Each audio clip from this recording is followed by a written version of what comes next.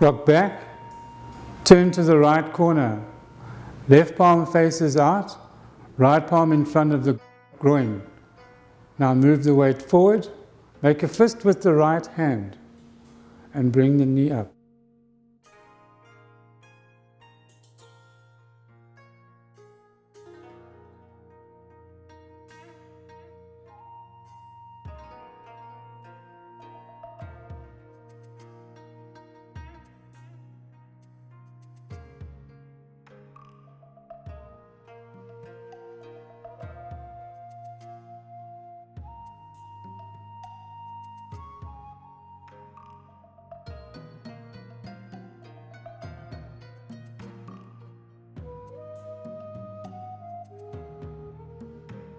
Try not to pull this foot back, it'll put you off balance. So relax your knee and bring the foot forward.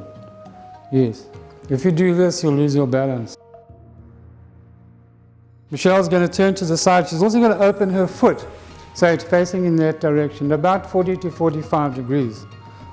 And then through, fists at shoulder height.